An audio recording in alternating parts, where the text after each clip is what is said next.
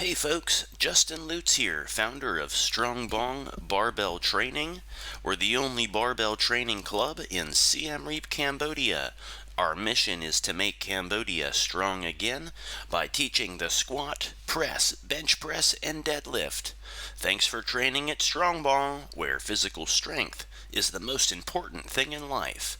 It's time for video 5, the bench press. My sound a champion one by one. Rappa pam pam, rappa pam pam pam. Me stepping at them face a murderation. Rappa pam pam, rappa pam pam. We no fear no sound, we are real number one. Like Usain Bolt, Mike Tyson, Jordan. We just a done them one by one. References for this video, I used Starting Strength Basic Barbell Training 3rd edition by Mark Ripito to help make this slideshow presentation. If you're new to lifting, you should get both of these books, including Practical Programming for Strength Training 3rd edition, so you'll know both how to do the lifts from the blue book and then how to program the lifts from Practical Programming. Also, check out this playlist from Starting Strength. It's called How to Do the Lifts. Just save the link, or you can go to the playlist and bookmark it, so you'll have quick and easy reference to the tutorial video. The bench press. The bench press is the best way to develop raw upper body strength. And every gym has a bench, so that's good news if you want to bench press. And the public is the most aware of this lift, so if anybody finds out that you are a lifter, they'll probably ask you, how much do you bench? Fun fact, the bench press is sometimes called a supine press because you're lying on your back facing up. Use a barbell, not dumbbells, for the bench press. Dumbbells can be useful at heavy weights, but the equipment has limitations. Dumbbells require more active, conscious control and are harder to do than a barbell bench press. Plate-loaded dumbbell handles are not widely available, and they're often of poor quality. And dumbbell racks are not graduated in fine enough increments to be optimal for strength training. In summary, dumbbells are a big logistical pain in the ass. For example, if you want to do a dumbbell bench press with a heavy weight, you have to get the dumbbells out of the rack and into the pressing position, and then back up and into the rack, and this is a significant amount of extra work. So we will be using a barbell which does not have these limitations. Anatomy of the bench press. The bench press trains the anterior, which means front, shoulder girdle, and triceps, the forearms, upper back, and lats. The primary movers are the pec major and anterior deltoid, which drive the bar up off the chest. The triceps drive the elbow extension to lockout. The posterior muscles, traps and rhomboids, and some other smaller muscles act isometrically to adduct the shoulder blades and keep the back stable against the bench.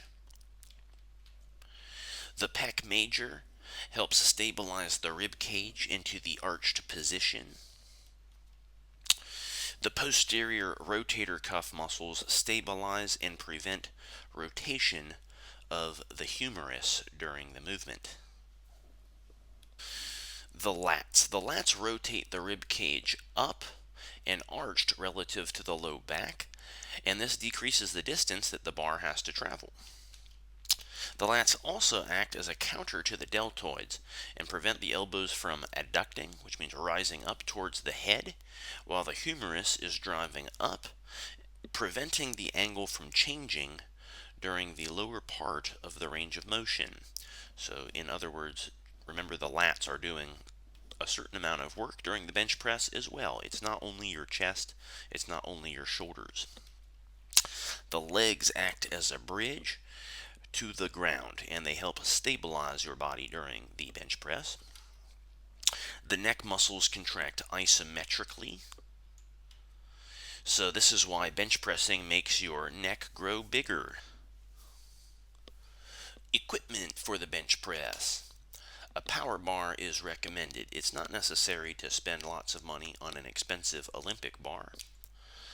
And this bar typically has a diameter of 28 to 29 millimeters and a standard length of 86.5 inches.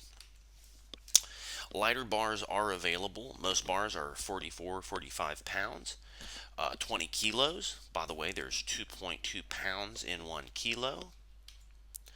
And there are a standard 32 inches between the knurling marks, which denote the max grip width at competition for the bench press.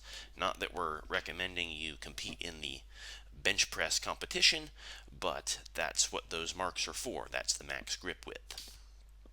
Benches should be 17 inches high. Blocks for the feet can be used for folks with shorter legs. You can put plates on the floor. Uprights have about 45 inches between them on your rack.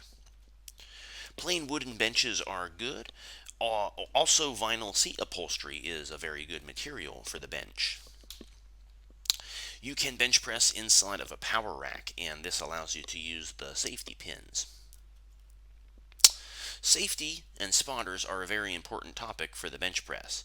You should know that the bench press is the most dangerous barbell exercise, and there are at least 11 fatalities in America every year due to the bench press, usually related to the bar being dropped on the trainee's neck or face. Because of the inherent safety risks with the bench press, you should use a spotter if one is available. Just remember that even the world's greatest spotter would not be able to catch a dropped bar before it fell onto your neck or face, so don't ever completely rely on a spotter.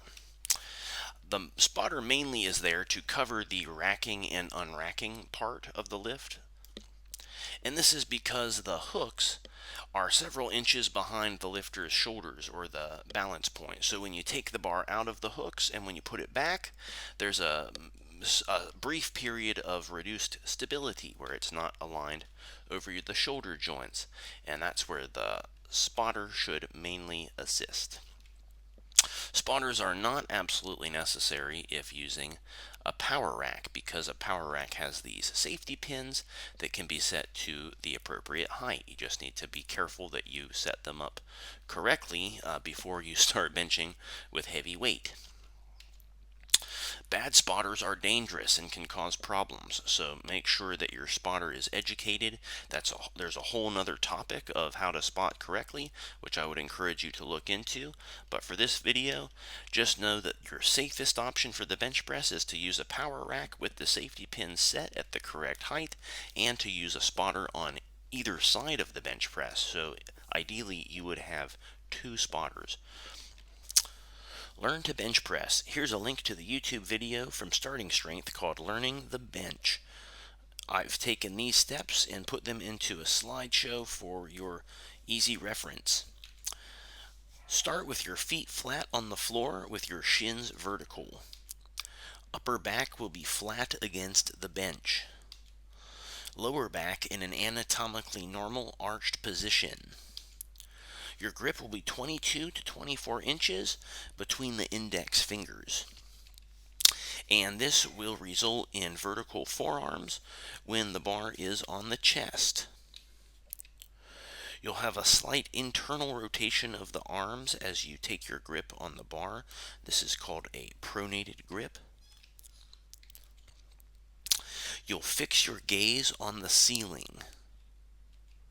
Lower the bar to your chest. Touch your chest without stopping. Drive the bar back to the exact same position where it started on the ceiling. You should stare at the ceiling where the bar should go. Do not watch the bar. Watch the ceiling, not the bar. There's a tactile cue. Tactile means you can feel it, where the coach touches the trainee on the chest just below the sternum, and will touch that point on the chest just below the sternum hard enough so that the trainee can feel the sensation for a few seconds after the hand is taken away. That's called the tactile cue. That's our touch point where we want to touch the bar. The bar will contact your sternum a few inches below the clavicles. This is below your shoulder joints. Take a look at the picture on the right for reference. Remember, look at the ceiling. Unlock your elbows. Lower to your chest. Touch without stopping. Drive the bar back to the same point, reference point on the ceiling without stopping, that your eyes have trapped. If the eyes don't move, the bar will go to the same place every rep. It's important to have locked elbows after the last rep. Before you put the bar back into the hooks, your elbows need to be locked. The movement back to the rack should be covered by a spotter if you have a spotter available. Let's run through it again. Lie down, take the bar out of the hooks. Assume a position with your shoulder blades pinched back behind you and your chest up high. Try to do all 5 reps without losing this set position with your shoulder blades pinched.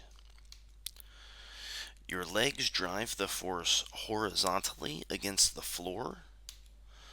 Your heels should be used as the base of the drive up the legs. If you're up on your toes, you can't use knee extension as efficiently, so try to use your heels. The legs reinforce the arch of the back and keep the arched position. You don't want to bridge your butt up off the bench. Finally, sets of 5. You'll add a little weight in even increments until the bar speed slows down and form starts to change. You'll stay at that weight for 2 more sets of 5 reps. Make sure you rest. Come back 48 hours later, and you'll add about 5 pounds to the bar next time. You'll remember on the starting strength novice linear progression, the bench press is alternated with the press. So if you bench press on Monday, on Wednesday you would overhead press, or as we just call it, the press, and then on Friday you would be back to the bench press. If you're ready to start training, watch this clip. It's called the Novice Linear Progression, Your First 30 Days. I'll post the link in the show notes. Thanks for watching this video from Strong Bong Barbell Training, where physical strength is the most important thing in life. See you next time.